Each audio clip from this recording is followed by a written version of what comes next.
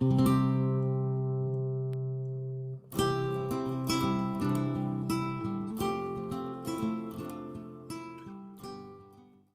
book of Revelations, it's interesting, starts off with this verse.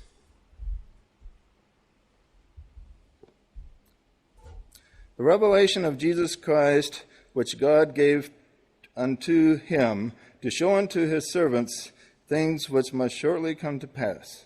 And he sent and signified it by his angel unto his servant John. Now, there's several interesting things in that. First of all, it calls it the revelation of Jesus Christ.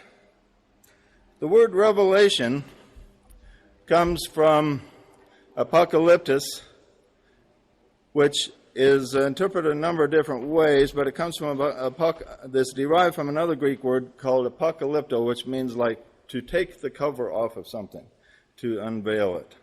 So a handful of translators have come up with the idea that it really should be translated as the unveiling. And from my study of the word, that is actually the closest translation into the English of the Greek apocalyptus. It means the unveiling.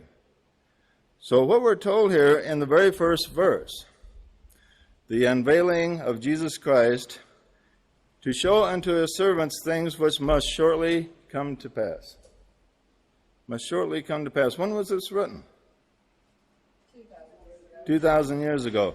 That'd be like me saying, okay, you guys, I'm going to write this prophecy about things that will shortly come to pass, and here it is 2007, and now we're clear up to the year 4000 and nothing's happened yet. Do you think the people in the year 4000 are going to think shortly come to pass is an accurate description of what's going on? Well, if you look at the time cycles and that each age is 2,160 years and that you go through each cycle of each age within each sign, shortly doesn't necessarily mean tomorrow or 100 years or 200 years. Shortly after a while is about 2,160 years. Sharon, I'm disappointed in you to hear a fundamentalist interpretation out of your mouth.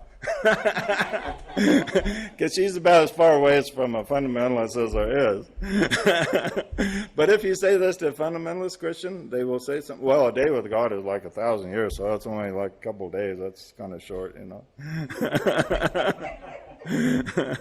But right, that's if by the normal way of looking at this, if this is a prophecy of events and it's inspired, well, we got to come up with something to explain what it is by this will shortly come to pass. And also at the end of the book, Jesus is speaking and he says, behold, I come quickly. I'm going to come quickly on this white horse that's going to come down out of the sky. I come quickly.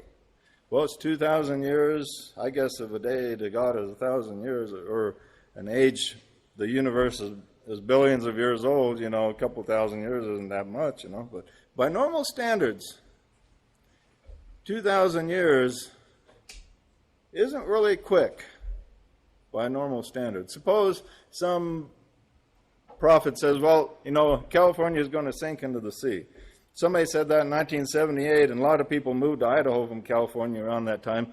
Remember the song says, tie up your boat in Idaho was one of the things of that song. It was a popular song because a psychic had made a prediction that California was going to sink in the sea and the shoreline was going to be up here in Idaho. Well, we waited about 5 years. After about 5 years passed, California didn't sink. So they said it's been too long now, so it must have been a false prophecy. And that only took like about, 3 to 5 years before everybody forgot about the prediction. But could you imagine California sinking into the sea in the year 4000? They said, shortly came to pass. Didn't take too long, only took 2,000 years. Now, so is it possible there's a different meaning for shortly here? What does it mean? Why did he say shortly? These things will shortly come to pass. Maybe it means surely. That's what I was going to say. Now, first of all, what are some of the things that's supposed to happen in here? First, well, we're told, there's going to be a great mountain, a fiery mountain, descend from the skies, land on the oceans, and kill 1/3 of the life in the oceans. Has that happened yet? And the name, a fiery star, that's it, and its name is wormwood, and it will land in the oceans and kill 1/3 of the life. No, I haven't seen that happen yet. It's going to be an army of 200 million men descend on Jerusalem and have battle Armageddon there. Has that happened yet? No, that hasn't happened. Let me see. 2 witnesses are supposed to go prophesy in Jerusalem. A beastly character is going to rise up like Hitler, and he's going to come against them and kill them. Their dead bodies are going to lie in the streets for 3.5 days, and after 3.5 days, they're going to rise up on their feet. There's going to be a great earthquake, and everybody's going to be terrified, and every people in the whole world, it says, every people, nation, kindred, and tongue shall see these 2 witnesses rise up, and great fear will fall upon them which beheld them. Has that happened? No. Well, it would make the news, wouldn't it? If 2 guys got killed, they lied in the streets for 3 days, everybody was happy and sent gifts to each other because their dead bodies were lying in the streets. It says because these 2 witnesses plagued the people of the earth and irritated them. So they're so happy to see them dead. And when Christians read this, they think, well, that must mean it's got to be predicting our time. Because it says all the people of the nations were able to see their dead bodies lying on the streets. And that couldn't happen in the days of John.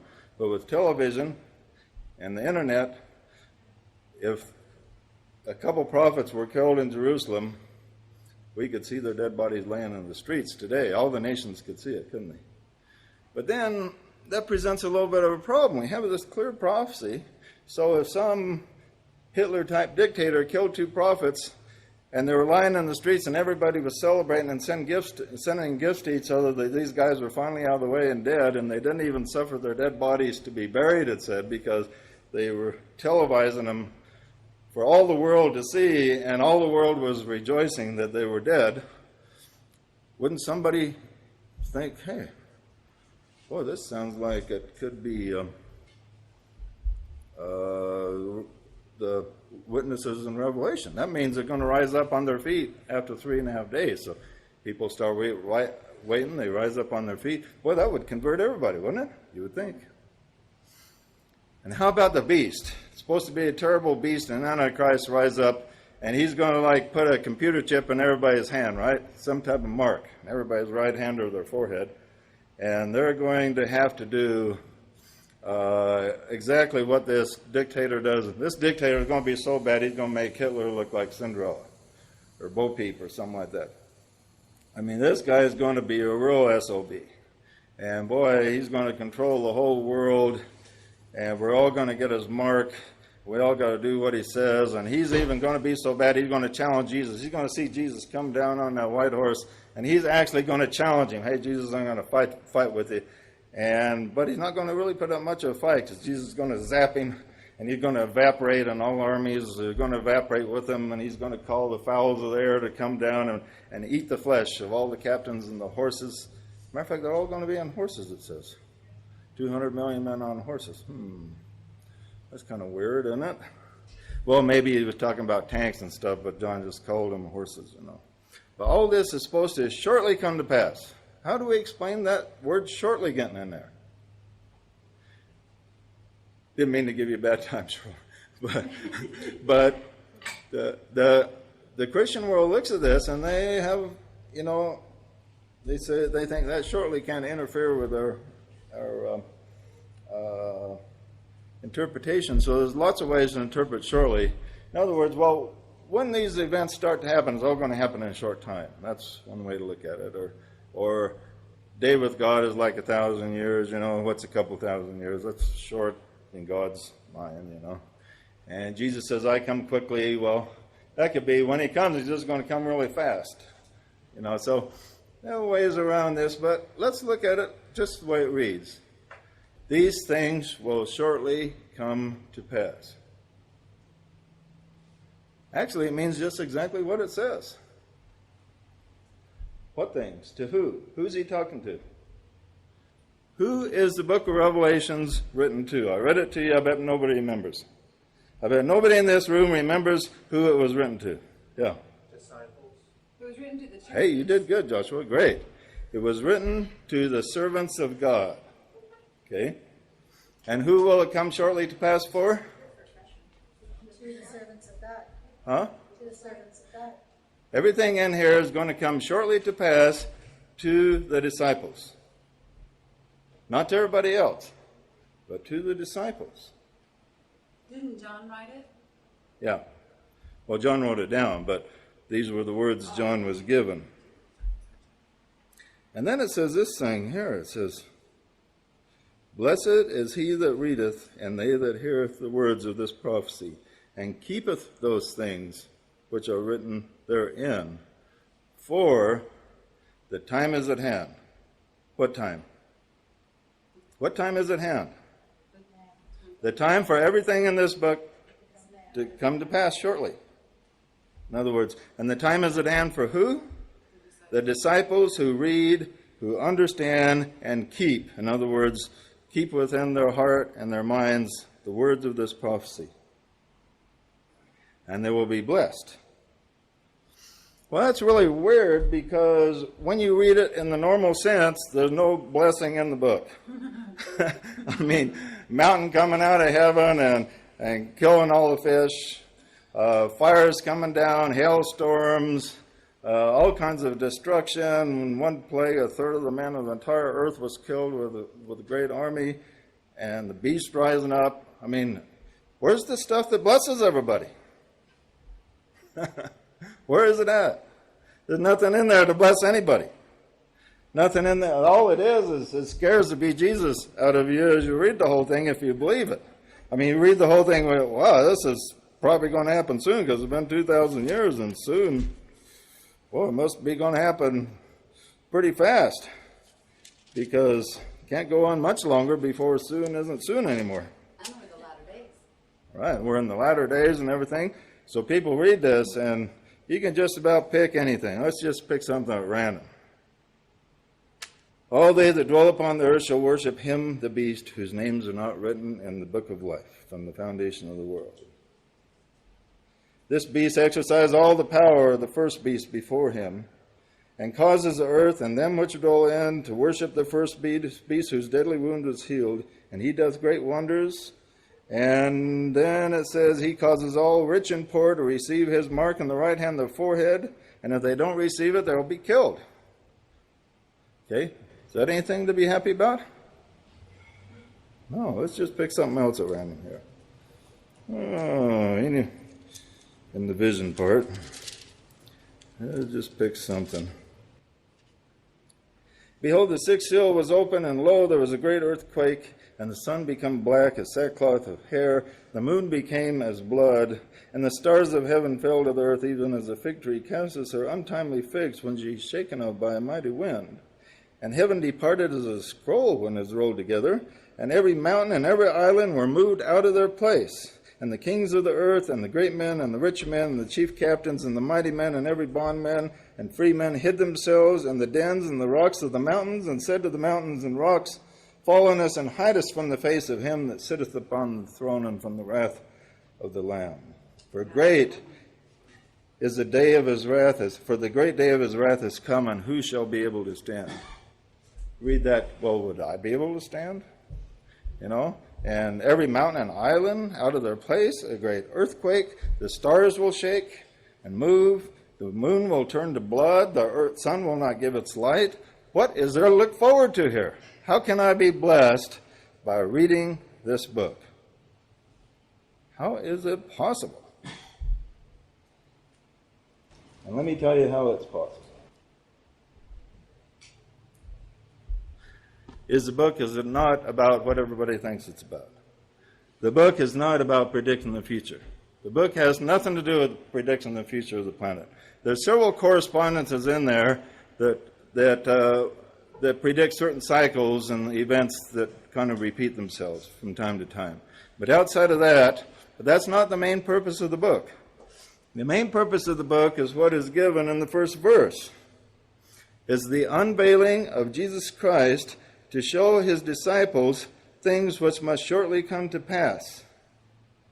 And blessed is he that readeth and keepeth the words of this prophecy, and keep those things which are written therein, within their hearts, of course. So who was he talking to? He was talking to disciples who read and study this, and the things that will shortly come to pass is the unveiling of Jesus Christ, which will shortly come to pass in the life of the disciples. That's what the whole book is about. The unveiling of Jesus Christ in the life of the disciple that reads this and keeps these things in his heart. So why didn't John just speak clearly about this? Why didn't he say that all this is symbolism about the path of the disciple leads that unveils the life of Jesus Christ within him? Why didn't he just say that? He knew they'd destroy it. Blasphemy. Right, because the church would destroy it, because even the early church, a lot of people had a hard time accepting the statement of Jesus when he told the Jews, "Ye are gods." That's what he told them. Ye are gods. He says, you criticize me because people say that I am a son of God. And it says a son of God, not thee. But what's the big deal about that when your own scriptures says ye are gods? That's a lot bigger deal, isn't it? To say ye are gods and for anyone to say that I'm a son of God? That's a lot bigger deal to say you're gods. So what's the big deal if I say I'm one of the sons of God? And what did they do to him after he said that to him? They picked up stones to throw at him, and he had to get out of there. They made him so mad, they immediately picked up stones to throw at him. So, what the book is really about is the unveiling, the unfolding of Jesus Christ in the life of the disciple. In other words, it starts out telling the person the unfolding of the Christ consciousness as he goes through the first initiation and unfolds the life of Christ within his heart, undergoes a second initiation, and the third where he undergoes the principle of baptism, and then initiation, and the third initiation, and then on until he becomes like the Christ himself. And then it goes into what he can do after he becomes like the Christ. So it really talks about three stages. The first stage is a letter to the churches, and the letters to the churches unfolds a disciple as to the steps he takes to become an initiate, a higher initiate. And these are 7 stages of progression, represented by the 7 churches. And the second part is where the heavens are open, and the heavens signify higher consciousness. He has a higher consciousness opens and undergoes the third initiation where he begins to have the heavens open to him and he's able to see what he's never been able to see before. And then it unfolds how he treads the path to become like his master, the Christ. And then the third part tells about the work of a Messiah, of a Christ, of a Christed one. What type of work he will do and the things that will happen as he proceeds on his work, and it ends with the consummation of the building of the New Jerusalem. So why did John write it this way? Why did he write like the end of the world?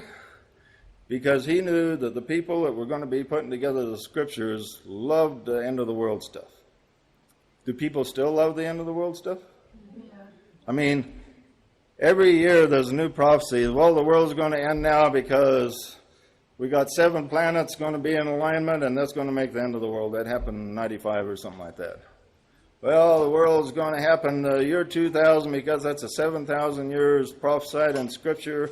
Day with God is like or the 6,000 years ended, and we're going to have the day of rest, the millennium. So Y2K is going to be it. That's going to be the end of the world. And a lot of people thought that was going to be the end of the world, and then it came and gone, and nothing happened. Now the next, right after that, a lot surfaced about Planet X is going to hit us anytime.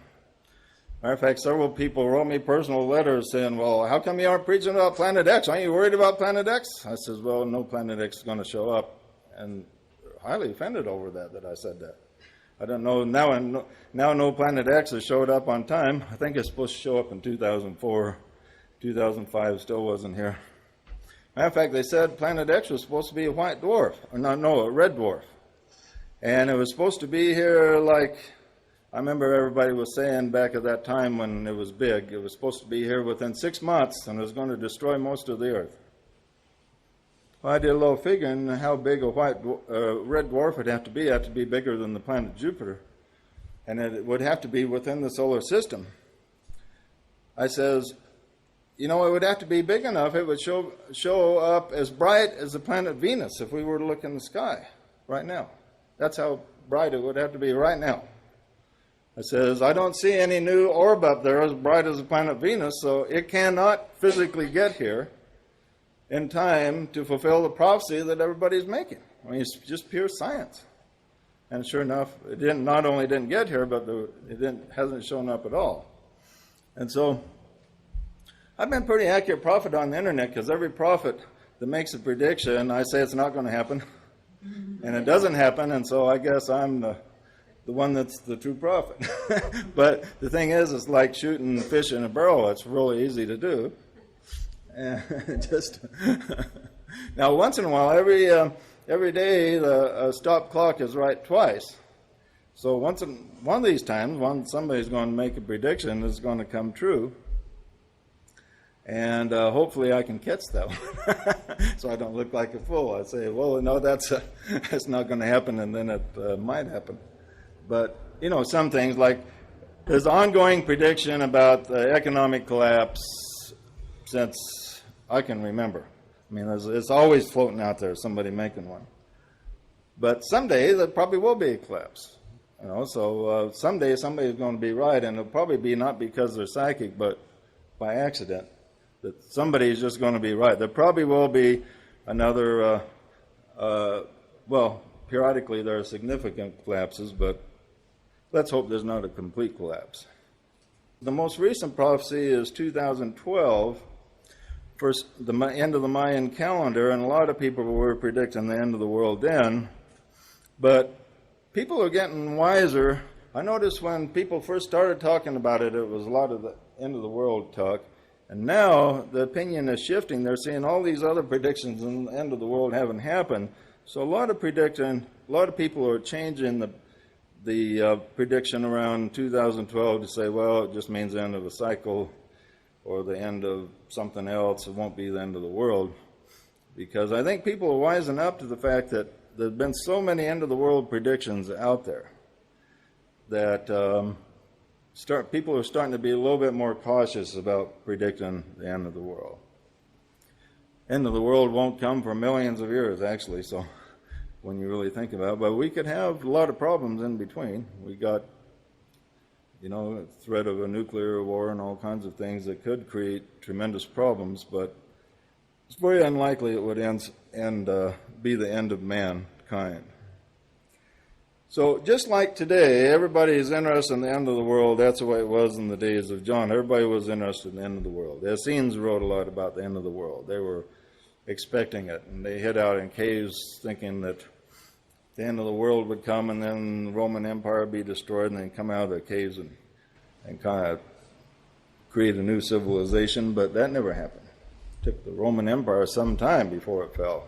It's hundreds of years after that.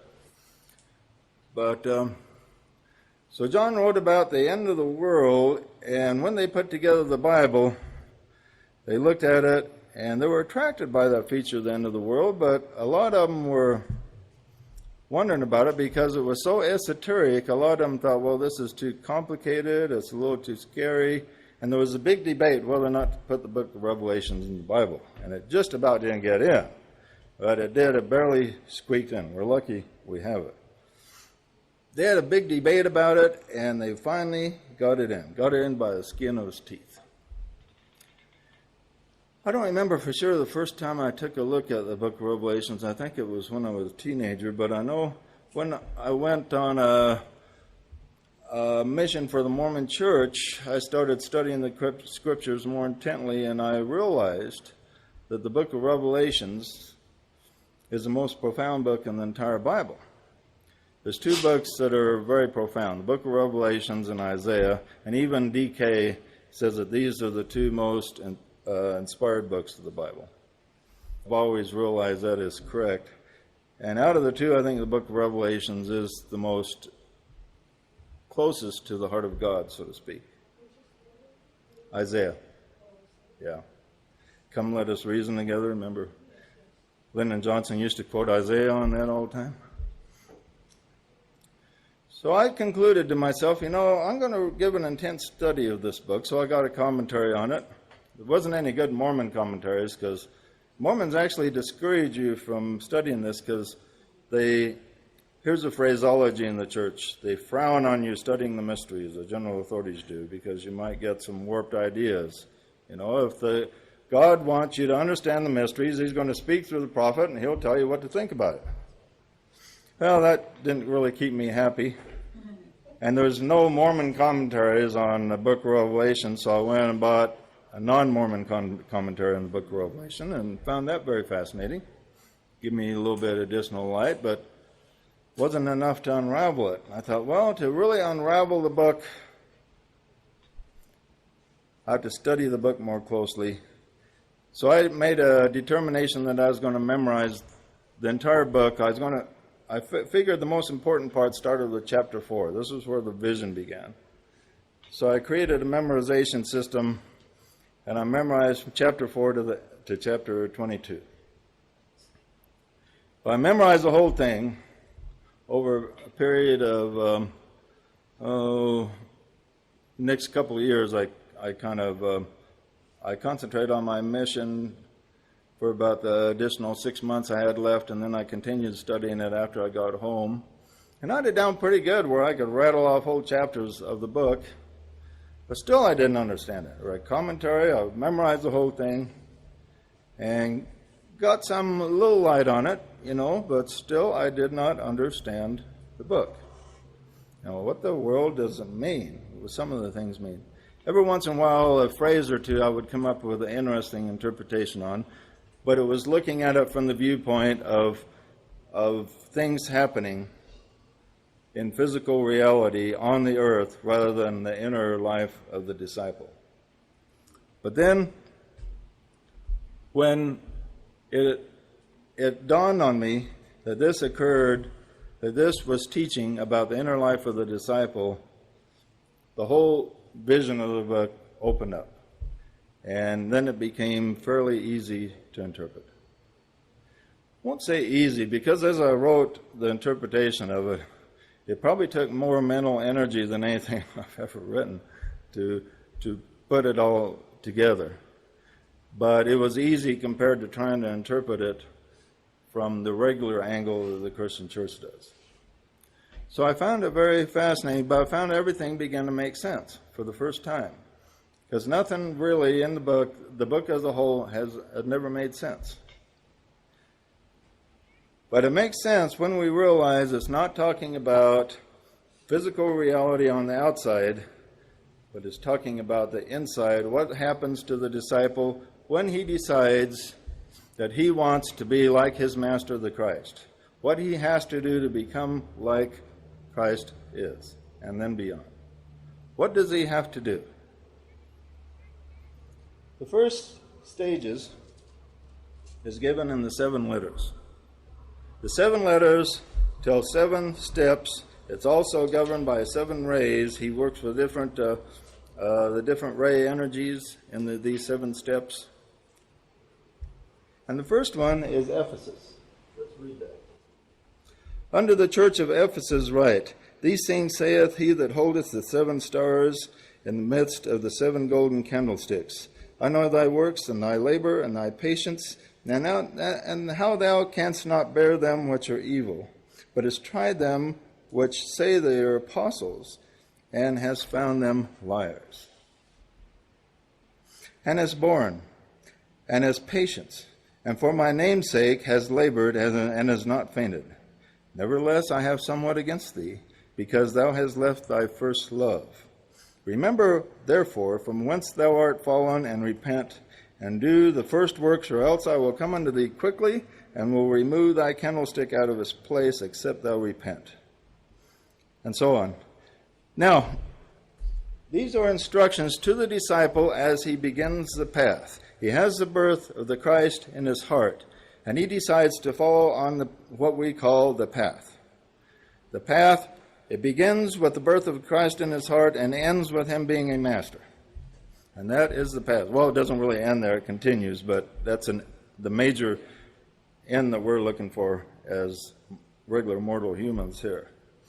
We want to become masters, and we want to get upon the path. The word Ephesus means permission. We'll just go over this one because we don't have time to go over everything. But we'll go over the one letter to one of the churches, the first of the 7 stages of progression. The word Ephesus means permission.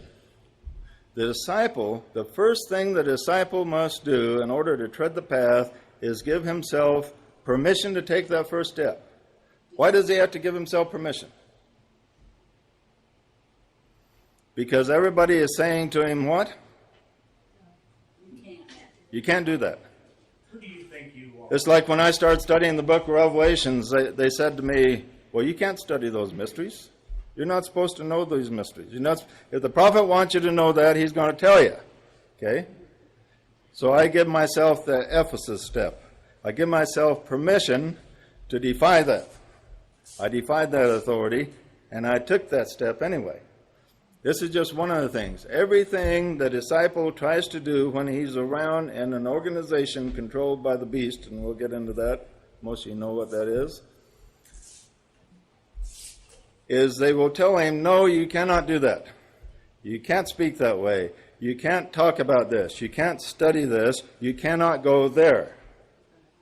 And so the first step the disciple needs to learn is not listen to these voices, give himself permission to follow the inner inclinations that he has. He may not have full soul contact at this point. He's just dabbling in contacting the inner voice. He's not really sure of himself.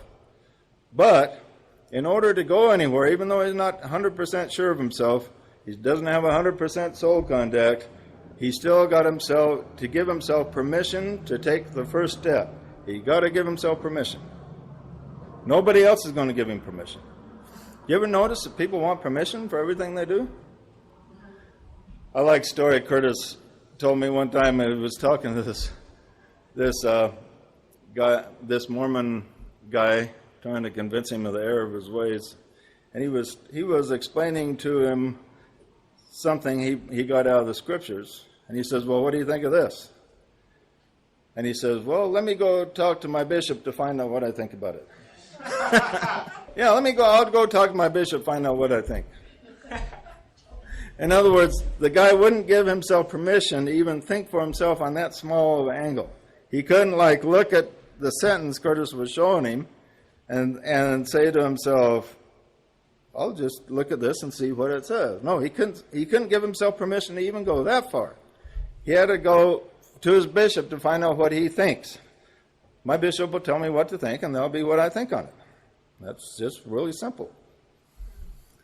It's also very lazy, because if you don't have to think and everybody else does your thinking for you, then it doesn't require any effort. So normal religion is the lazy man's religion. Normal thinking is the lazy man's thinking. Everybody wants permission because they don't want to figure out themselves what they're going to give themselves permission to do, because that takes a little bit of thought. And so Ephesus is permission. He has to give himself permission to explore. Maybe to explore unknown territory, to read books that everybody tells him he shouldn't be reading, to go to meetings that everybody says you shouldn't be going to associate with people that everybody says, no, you shouldn't be associating with that scum or that crowd or those weirdos over there. No, you shouldn't be going to that Keys gathering. That's too weird for you. Or whatever. But the disciple has to learn to give himself permission. So the disciple has given himself permission to enter the path. And the inner voice, the voice of God, says to him, I know your works and your labor and your patience, how you cannot bear them which are evil. And you have tried them which say they are apostles, and you have found them liars. Who are the apostles? The apostle means a sent one. In other words, somebody that claims to be sent from God to teach you is an apostle, according in this context. So who are the apostles that he's supposed to test? These would be any minister, priest, prophets, teachers. And the inner voice is telling him, hey, you've done two things right. You're Ephesus, you've given yourself permission, and you've done something else I really like. You've tested those that claim to be apostles, representing the voice of God, and you have found them to be liars. They have lied to you. You've realized that. That's great. This is a first step you're taking on the road to becoming like your master, and you have done this part right. You've tested them, and you found out they have not been telling you the truth. Congratulations. You got a little pat on the back there from the voice of God within. And thou hast borne and hast patience, and for my name's sake has labored and has not fainted. So after he found out these things, he gave himself permission. He's exploring. He's found out certain truths that conflicted with everything that he's been told. He's found out that everything everybody's been telling him hasn't been true, and he's finding out new truths. And he's congratulated also or praised for not fainting, that he's continuing, even though he's probably got a lot of flack. He's had patience, and he's prodded forward. Nevertheless, he says, I have somewhat against thee, because thou hast left thy first love. Now, this is interesting. Remember, therefore, from whence thou art fallen. So the praise ends there, and he says, you've done a couple things that are really good, but you're really screwing up on this one area. Now, this is what happens. The disciple begins along the path. He does some things right, and some things he really screws up on. And that's going to continue to happen to all of us as we go into new territory. We're never going to be perfect. He says, this is where you really screwed up. You left your first love. Remember from whence you have fallen, or else I will come unto thee quickly and will remove thy candlestick out of its place. Okay, you want to remove his candlestick out of his place. That means his place, his candlestick in its place right now signifies he's at the first step.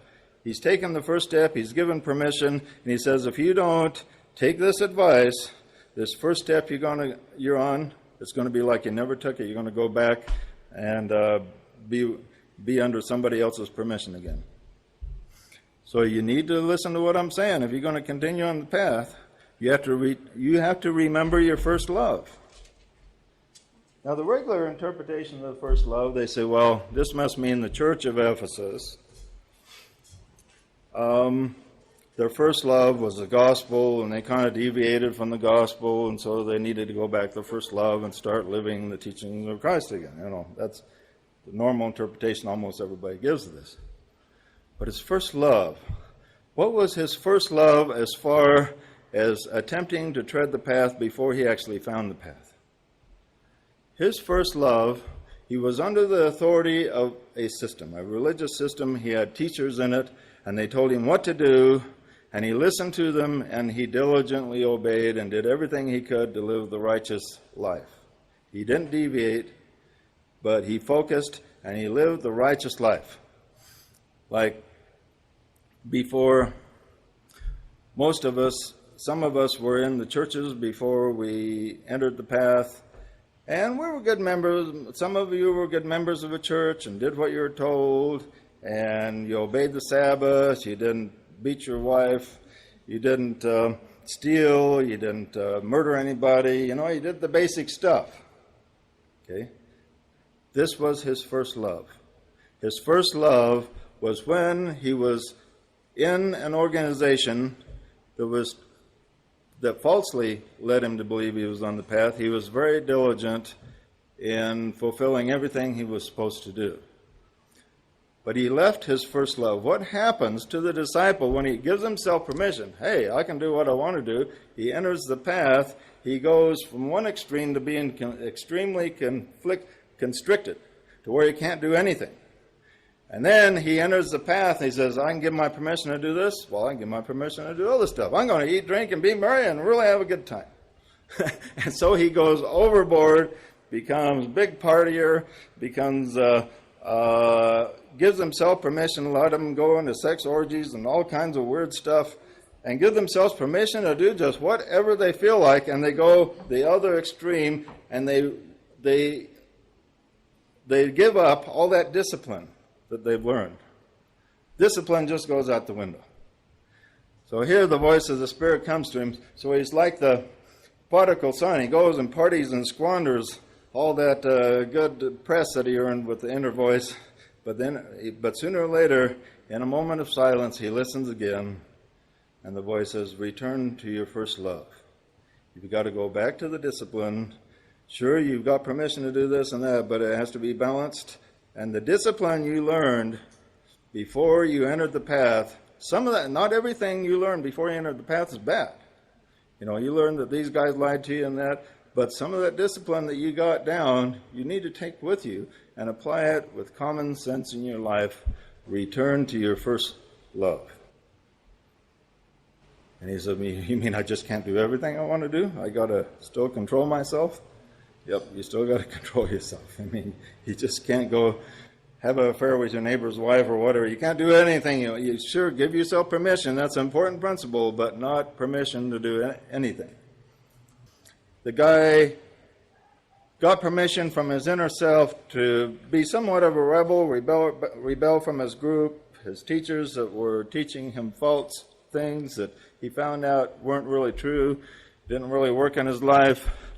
Probably hung on for a little while, but then it just got too much to handle, so he broke off. He gave himself permission to be free. But then he goes overboard. And just goes crazy and gives himself permission to do anything that he feels like doing, when he wants to do it, and how much he wants to do. And he does this for a period of time until, in a quiet moment, his soul speaks to him and says, hey, you've left your first love. Everything that you taught wasn't bad. Sure, you've had false teachers, but everything the teachers taught was not bad. They said, do not steal, do not kill, do not hurt people, so on. They taught you some things that were okay. They taught you things that required some discipline. All this worked together for your good. Just don't throw everything away. Don't throw out the baby with the bathwater, in other words. But keep the things that are good. Return to your first love, where you approached learning with a discipline, where you honored your teachers and the things which were good. There were certain things that you've learned as you struggle through your many lifetimes that you want to hold on to, so return to your first love. Recognize the things that are false that you have been taught. Discard them, but not everything was false. Return and honor that discipline which you learned over the years. And you know, when I look back to my first love was really the discipline I had in the Mormon church. And it was a strong discipline. We had to pay 10% tithing, a bunch of other donations, amounted to about 15% of our income altogether if you added it all up. It took tremendous discipline to do that. We couldn't drink or smoke or drink coffee. A lot of sexual discipline also, and a lot of discipline that, and also it stimulated within me a desire to learn and to go beyond what I might have otherwise. And so that was probably my first love. And when you break free from something like that seems very constrictive at the time, the inclination is to just go crazy the other direction. And this is what the disciple does. And as we study the labor of Hercules Tuesday, you'll see that Hercules, in his labors, made quite a few mistakes also, where he disregarded a lot of things where he knew better. And so we have to return and center ourselves and create that balance in the middle. Then he gives him some more advice. But this thou hast, thou hatest the deeds of the Nicolaitans, which I also hate. That's interesting that God, the voice of God says that he hates something. Everybody thinks, well, God doesn't hate anything. God just loves everything. But he says he hates these Nicolaitans. And the Nicolaitans were a group patterned after the disciple Nicholas. And he was really a pretty decent guy. He was quite puritanical, and he was very disciplined. He only had one wife and everything, but somehow, because of certain things that he taught, were kind of word got out that anything goes with St. Nicholas, so to speak. And so his followers, after he was out of the scene, began to distort his teachings and become very promiscuous. But what I think God hated about the Nicolaitans was this, was that they took the teachings of a good man and they distorted them to be exactly the opposite of what he really stood for and what he really taught. He was for sexual purity, and they turned it into sexual promiscuity. Larry and I were talking about Joseph Smith. Same thing might have happened to him. There's a lot of speculation that there's a possibility that he might not have had all the physical relations with wives that he was accused of, yet everybody that followed him said, we're going to practice polygamy and have lots of wives because that's what Joseph Smith wanted us to do. Well, this is what happened with the Nicolaitans. They took a man that believed in sexual purity, only had one wife, and they distorted his teachings to have lots of wives, concubines, lots of sexual relations, everything goes. And so I think it doesn't say what God hated about him, but I think what God hated about him was they took a good man's teachings and they turned them completely upside down. Has that happened before in history that we know about? Has it happened with, say, Jesus' teachings on love, for example? I mean, how about the Christian church that burned everybody with fire that asked a question, the wrong question, in the name of Christ? And they said, well, this was an act of love to do this to these guys because it purified the church, so to speak. Was that turning the teachings of Jesus upside down?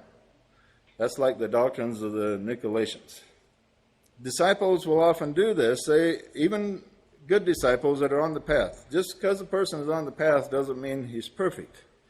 But there is one thing that a person learns on the path is to see he saw two things that were really wrong. He saw that he'd been lied to, and the second thing is he saw that the authorities of the day turned a lot of the teachings from the past upside down.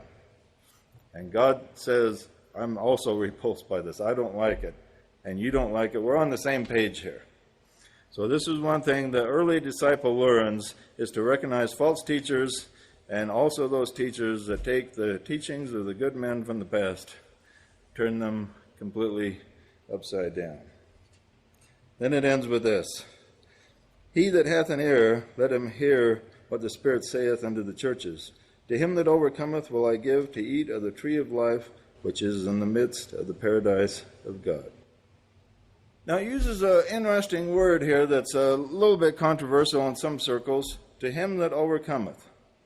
This is one area where a lot of New Agers are in illusion, is they don't think we have to overcome anything. They think everything should be effortless. And to those who think that, they need to read the title page of the Tibetan's works.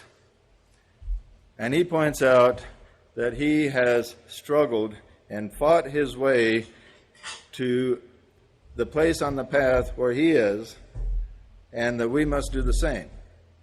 In other words, where he is, he had to get there through great struggle and effort. Nothing that is worthwhile comes without struggle or effort. But everybody and every belief system creates a shortcut so the path is easy. How do the born-again Christians do this? What kind of shortcut they got? Saved by grace. Saved by grace, all you got to do is say, Jesus is Lord, hallelujah. No, you go to a priest and let the priest do it for you. Oh, we're Catholic. Yeah, in the Catholic Church, the priest will do it for you. Slave All by right. the Spirit. Really easy, right? Just Jesus is Lord, that's it. Now, but unless you got the wrong view of Jesus. If a Mormon says Jesus is Lord, that's not good enough because you don't believe in the right Jesus. So, so it's interesting how they have this. Now, every religion has their shortcuts to heaven. You get start looking into them. Some of them have a little less shortcuts than others, but they all got these shortcuts. Thanks for listening to the New Age Christian Synthesis podcast. If what you heard rang true, you can find out more at J.J. Dewey's website, freeread.com.